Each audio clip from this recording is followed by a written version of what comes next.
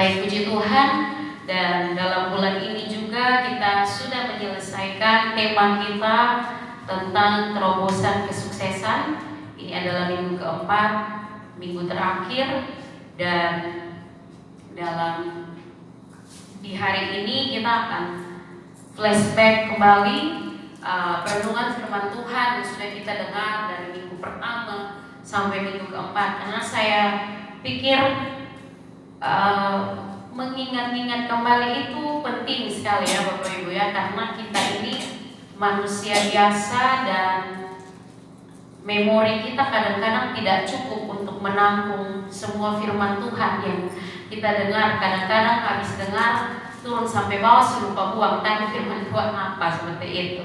Belum lagi dihadapi masalah persoalan hidup dari hari Senin sampai hari Sabtu, ya pasti kita akan sedikit banyak lupa seperti itu.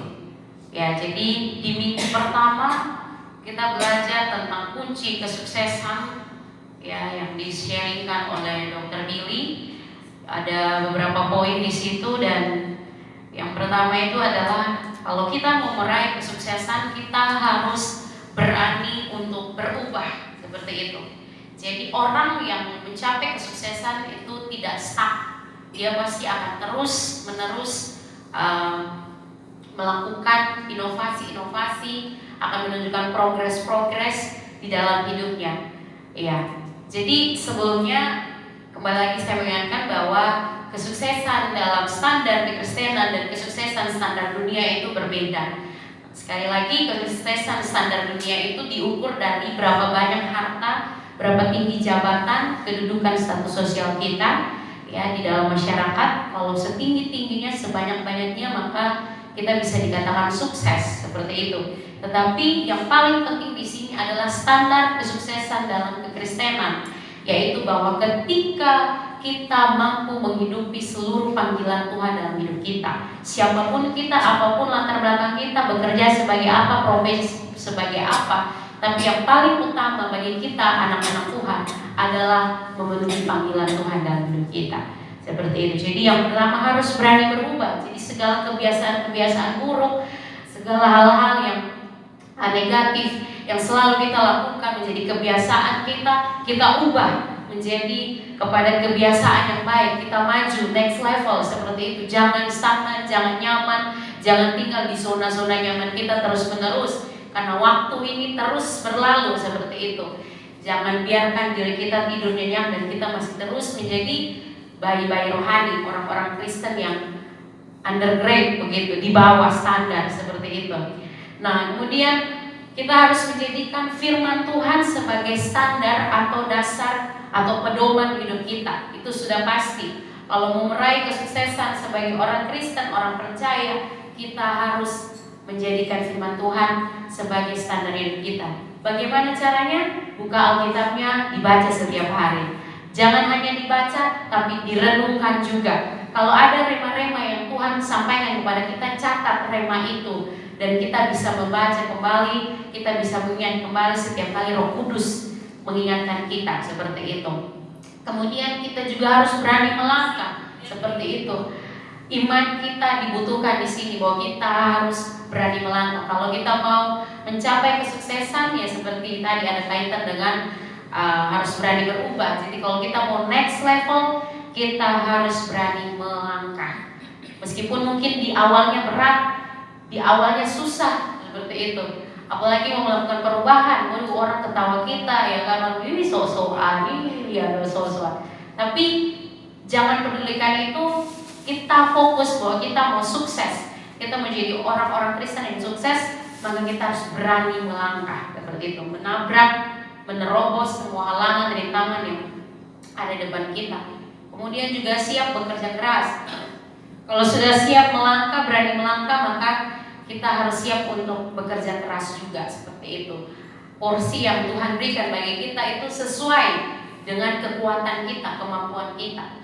Setiap pergumulan, persoalan yang kita hadapi dalam hidup kita, ya setiap tantangan-tantangan yang ada itu sudah ditakarkan sesuai dengan kemampuan kita. Firman Tuhan yang bilang seperti itu, tidak pernah melebihi batas kekuatan kita. Dan Tuhan berjanji bahwa ketika kita menghadapi tantangan, pencobaan, masalah apapun itu, Tuhan akan memberikan jalan keluar sehingga kita bisa melewatinya. Nah, kemudian di minggu kedua juga kita masih belajar tentang rahasia untuk mencapai kesuksesan dalam Tuhan adalah perkenanan Tuhan. Kita membutuhkan perkenanan Tuhan. Segala sesuatu yang kita capai, yang kita miliki dalam hidup ini bukan karena kuat, gagah, dan hebat kita, tapi semua hanya karena perkenanan Tuhan, semua hanya karena kemurahan dan anugerah Tuhan. Seperti itu. Maka di dalam mencapai setiap kesuksesan kita, kita tetap membutuhkan perkenanan Tuhan. Kita membutuhkan anugerah Tuhan. Tidak peduli sehebat apapun kita, sepintar, secantik, segateng, seberpengaruh apapun kita, tapi kalau Tuhan tidak berkenan, maka itu tidak akan terjadi. Itu tidak ada arti apa-apanya. Jadi kita semua butuh perkenanan Tuhan. Orang kaya, orang miskin, orang sakit, orang sehat, apapun itu, kita butuh perkenanan Tuhan. Seperti itu. Kemudian kita juga perlu dipimpin oleh Roh Kudus. Roh Kudus adalah kawan yang sejati. Roh Kudus adalah sahabat kita. Tuhan Yesus memberikan itu kepada kita sebagai materai bahwa kita adalah milik kepunyaan Tuhan. Maka setiap hari kita harus dipimpin oleh Roh Kudus. Dipimpin oleh Roh Kudus berarti kita meninggalkan kehidupan daging kita, seperti itu.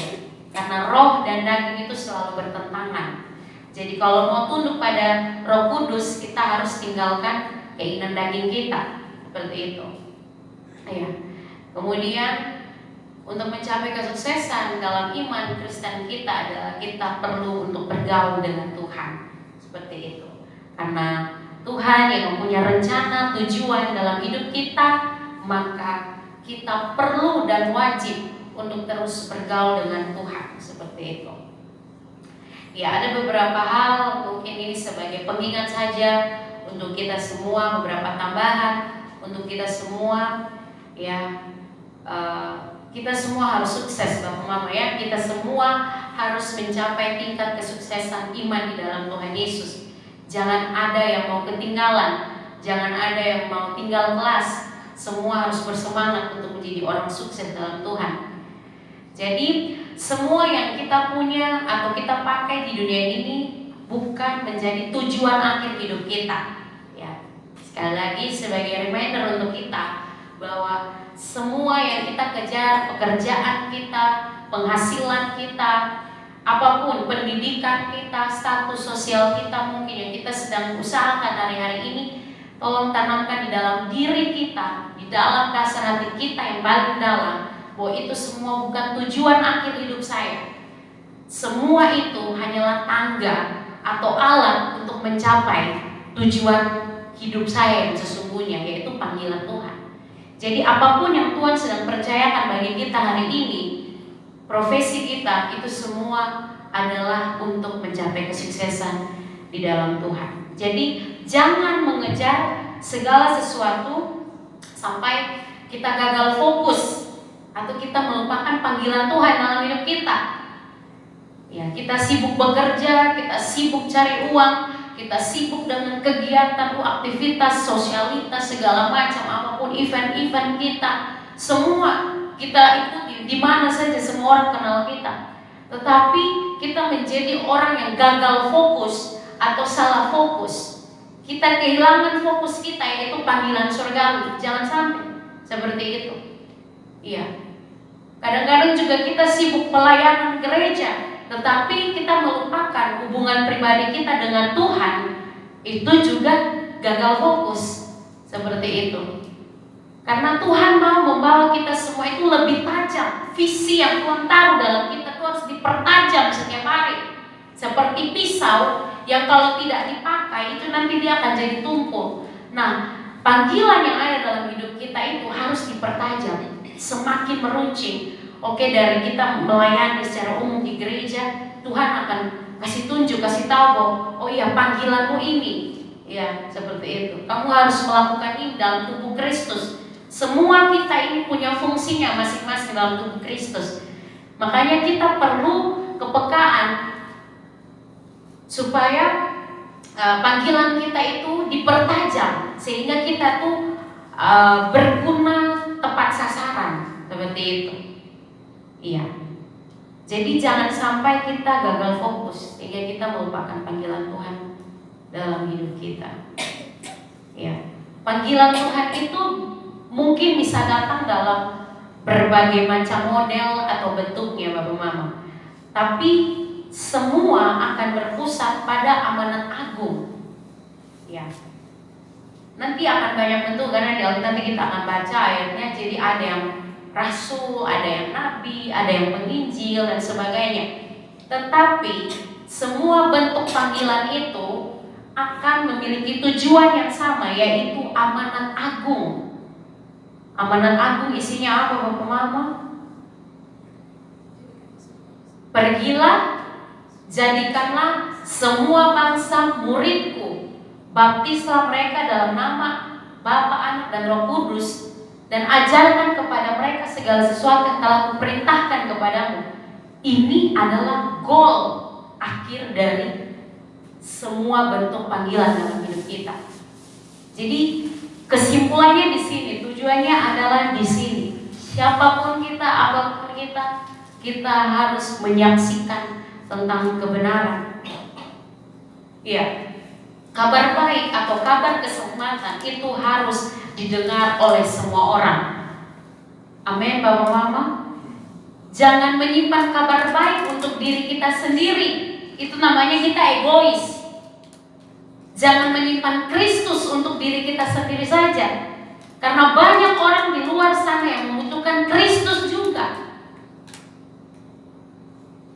Jadi ini adalah panggilan utama kita. Ini adalah tujuan hidup kita yang utama. Seperti itu. Menjadi saksi. Ya. Tidak boleh berhenti pada kita saja. Kebenaran firman Tuhan, kabar baik, kabar sukacita yang kita dengar setiap hari dalam ibadah kita atau perenungan pribadi kita harus membagikan itu kepada orang lain. Ya.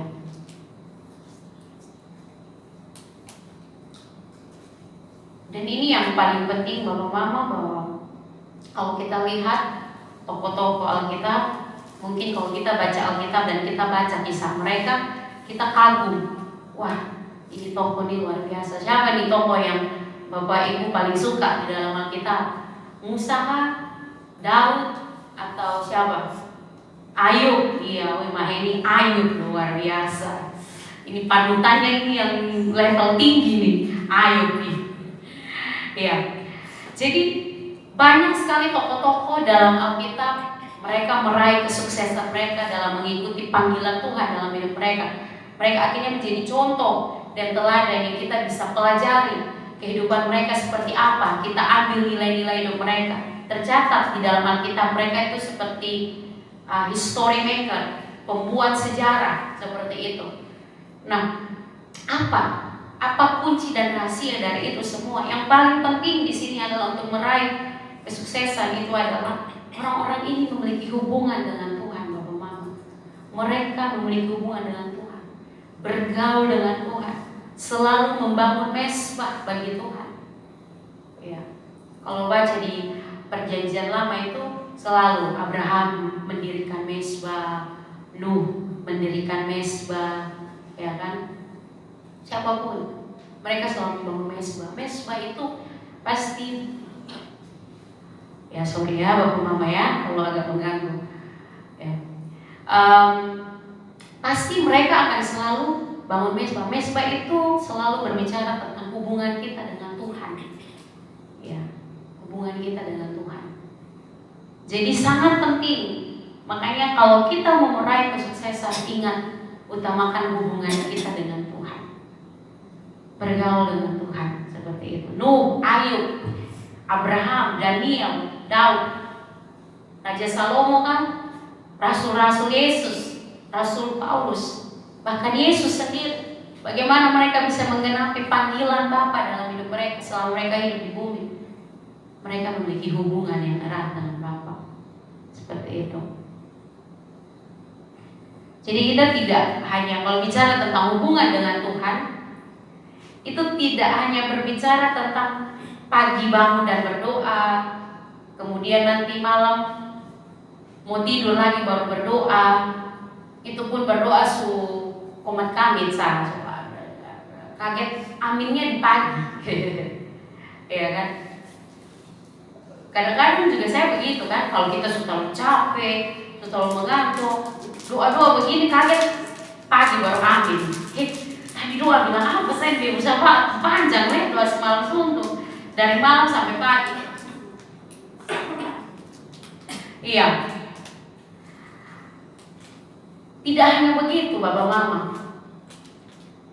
Tidak hanya berdoa pagi dan berdoa malam saja, tapi sepanjang hari yang kita jalani itu, kita berbicara dengan Tuhan, kita merenungkan kasih Tuhan, kebaikan Tuhan, pertolongan Tuhan, janji Tuhan, nasihat-nasihat Tuhan yang kita dengarkan selama ini.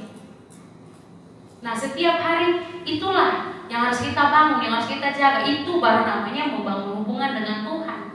Seperti itu. Bergaul karib dengan Tuhan sepanjang hari. Sepanjang hari. Ini adalah sesuatu yang sangat luar biasa, yang harus dimiliki oleh semua orang percaya. Seperti itu. Hari-hari ini semua orang harus kembali pada Tuhan. Semua orang harus kembali pada Tuhan. Jangan ada yang bermain-main dalam mengikut Tuhan. Jangan ada yang bersantai-santai atau berleha-leha dalam mencari Tuhan. Semua orang harus sungguh-sungguh mencari Tuhan.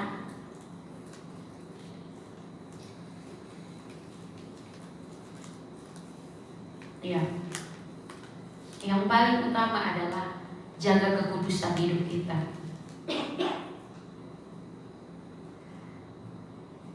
Karena untuk menjalankan panggilan Tuhan dalam hidup kita, kita perlu urapan Tuhan. Dan urapan Tuhan itu tidak akan pernah memenuhi orang yang melanggar kekudusan Tuhan. Kalau kita bermain-main dengan kekudusan, urapan itu tidak akan tinggal tetap dalam diri kita. Kita melayani, kita melakukan pelayanan apapun, tetapi itu tidak bisa menyentuh roh dan jiwa orang-orang yang kita layani. Tidak ada sesuatu apapun yang mereka rasakan atau alami. Itu adalah pelayanan yang sia-sia. Kita perlu urapan Tuhan. Kemarin saya habis pelayanan di Taman Laut. Saya pulang agak istirahat sedikit di rumah karena siangnya itu saya ada rapat dengan teman-teman dari DPA. Dan pas pulang itu saya kayak kepengen minum es kelapa, ya kan? Pengen minum es kelapa, karena sulam sekali udah minum, kayak pengen begitu karena mungkin Kupang panas ya. Jadi saya dari wali kota naik ke belakang kantor gubernur sini. Di situ kan ada banyak, jadi saya berhenti di salah satu tempat yang sebenarnya itu juga kenalan, itu juga hamba Tuhan. Dan beliau itu, mama itu adalah gembala, tapi karena sudah lama tidak ketemu, saya tuh agak samar-samar begitu, ini beliau atau bukan ya, karena beliau juga sudah potong rambut. Rambutnya waktu itu panjang untuk kami bertemu, tapi sekarang sudah pendek rambutnya. Jadi saya mau tegur, saya ragu-ragu. Jadi awalnya saya cuma, mama es kelapa satu. Jadi saya langsung duduk, terus beliau buat berhasil.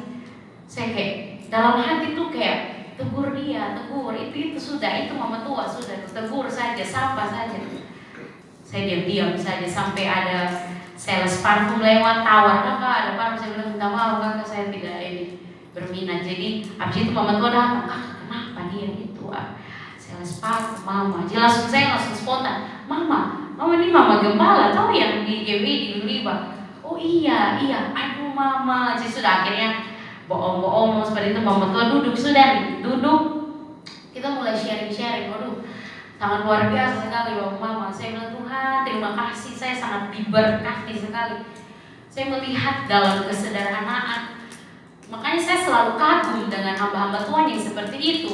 Mereka tuh kalau orang melihat, orang tidak hitung penampilan mereka tuh sederhana, biasa saja seperti itu.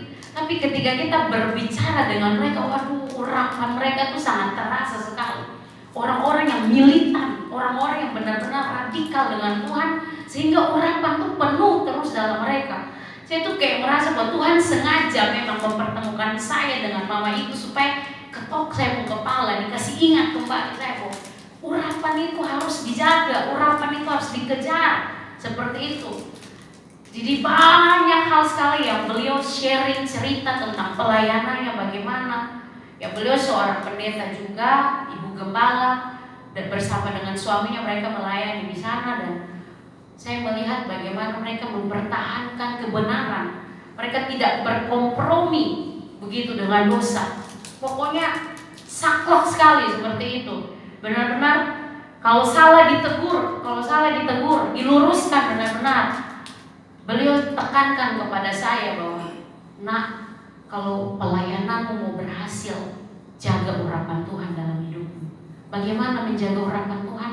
Jaga kekudusan hidupmu, pikiranmu, matamu, mulutmu, hatimu, sikap hidupmu, tingkah lakumu. Jaga benar-benar. Karena ketika engkau bisa menjaga kekudusan Tuhan dalam hidupmu, urapan itu akan mengalir terus. Pelayananmu itu akan menjadi pelayanan yang hidup. Dia menyaksikan bagaimana Tuhan pakai mereka untuk melawat orang-orang yang di Kefa sana, sampai mereka sudah ada pos PI di Kefa, ya, lingkungan saudara-saudara kita yang di sebelah. Tapi mereka bisa menangkan hanya lewat orang butuh doa dan mereka doakan dan sesuatu terjadi. Lalu keluarga itu menyerahkan hidup mereka untuk membuka tempat ibadah, dan banyak orang yang datang seperti itu, anak-anak kecil, remaja, pemuda. Dan beliau tekankan satu hal lagi. Dia bilang bahwa saya ini, mama ini hanya kuat dengan doa puasa. Doa puasa. Saya tidak pernah main-main dengan doa dan puasa saya, karena saya tahu bahwa saya ini orang bodoh.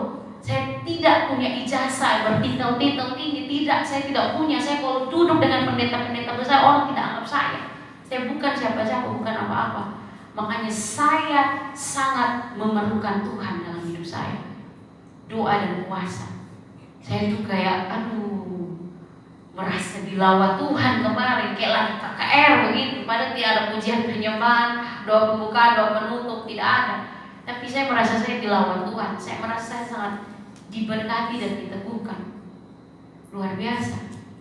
Kesuksesan saya sampai yang kayak beliau ulang-ulang, karena memang beliau juga tidak tahu kalau saya ini juga sekolah teologi. Jadi beliau ulang-ulang bicara bahwa mama ini waktu mau jadi pendeta saja ragu, karena ijazah SMA mama semua ijazah sudah terbakar waktu di kampung. Waktu mau jadi pendeta, karena isu ada jemaat, jadi dari bagian BPD mengusulkan bahwa mama harus jadi pendeta seperti itu. Mama, saya tidak ada ijazah. Saya berserah, saya serahkan saja kepada bapak-bapak, ibu-ibu mau atur bagaimana. Jadi akhirnya mereka jadi pendeta, beliau jadi pendeta. Dan dia bilang bahwa saya ini bukan lulusan teologi, nak. Saya ini tidak belajar sama sekali tentang trik-trik apa segala, tidak, nak. Saya langsung belajar dari guru besar saya, Roh Kudus. Saya tuh kayak malu, saya tuh kayak ditampar betul kayak, Tuhan, ini yang begini nih Tuhan yang saya rindukan, Tuhan. Sangat luar biasa sekali. Banyak hal yang saya dapatkan. Nah, saya ulang-ulang melihat hamba-hamba Tuhan, orang-orang percaya yang sukses dalam pelayanan mereka itu hanya karena bertekun dalam doa dan puasa, menjaga urapan Tuhan dalam hidup mereka. Sampai beliau seperti ini, saya tuh tidak fokus untuk buat event-event di gereja. Itu bukan gaya saya sekali. Saya tidak fokus untuk membuat event-event. Untuk apa event-event itu? Saya lebih fokus untuk ditanamkan kepada jemaat saya, berdoa, berpuasa, jaga kekudusan, fokus dengan Tuhan. Itu saja yang saya tanamkan ke jemaat saya.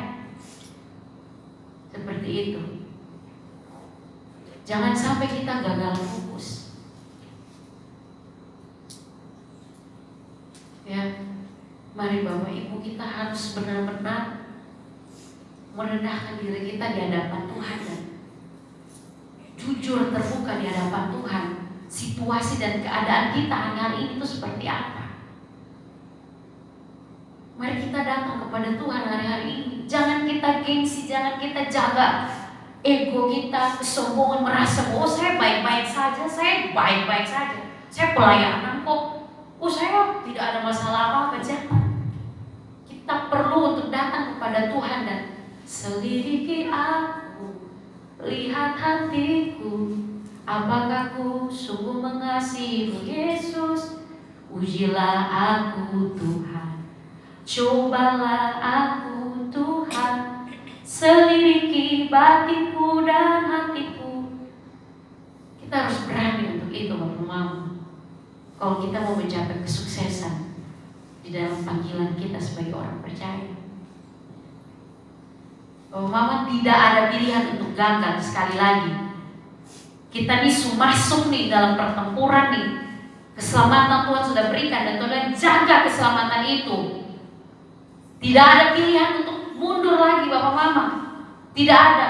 Kita sedang berperang hari ini. Tidak ada pilihan untuk keluar dari barisan. Tidak ada Bapak Mama.